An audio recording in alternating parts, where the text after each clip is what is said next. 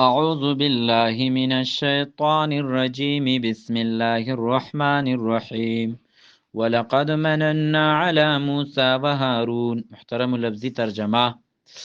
او درشتمه سپاره سورة الصافات 114 آیت 114. ولقد او خامق تحقیق سره مننا احسان کړو مونږه الله وی علی موسی په موسی علیہ السلام و هارون او په هارون علیہ السلام ونجیناهما او خلاص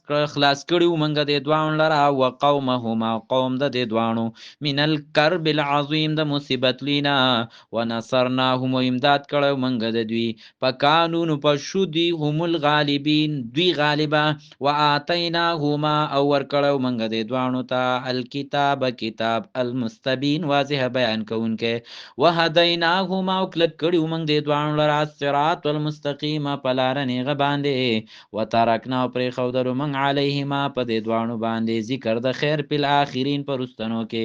سلام سلام دی علی موسی په موسی علیہ السلام و هارون او په هارون علیہ السلام انا كذلك یقینا دقرنگ نجزی المحسنین من بدل ورکو نیکانو تا انهما یقینا دا دوان من عبادنا د بندگانو زمونگا المؤمنین مومنانو نو و ان الیاس و یقینا الیاس علیہ السلام لمن المرسلین خام خو د پیغمبرانو نه اذ قال کلی چی ویل قومه خپل قوم تعالی تتقون ایتاس نه یریږي د الله نه اتدعون ایتاس رابلی بعلن بعل بت په خدای تو وتذرون او پرېږدی احسن الخالقین هغه ډیر ښایسته د پیدا کوونکو چې الله دی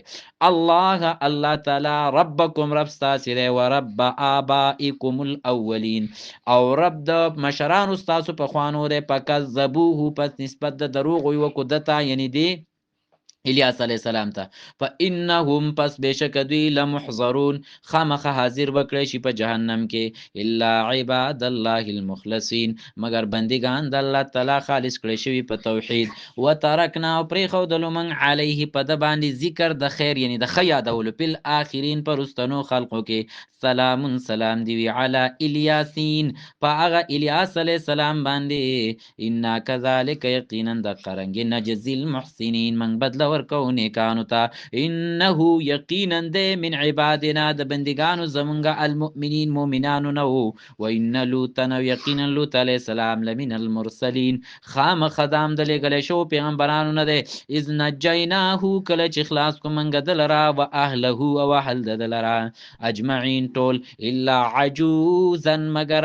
علاوه دغه بډینا پیل غابرین چې و پرست پاتې کیدونکو نه په عذاب والو کې ثم دمرنا به هلاک کړل منګه الاخرین رستنی و انکم یقینا تاسه لتمرون خامخا زی رازی علیهم د دوی په کلی مصبحین په وخت د سبا و باللیل په مازیګری ما خام کې افلا تعقلون تاسه عقل نه لري و ان یونس یقینا یونس علیہ السلام لمن المرسلین خامخا ودل غلې شو پیغمبرانو نه اذ ابقا کله چې منډکړه ال الفلک المشحون هغه ډکی کشته تا فساهما نو خسنی وغورځو نو پکانه شو د من المدحضین دا خسنی غورځولې شونه یعنی سمندر ته ودنګل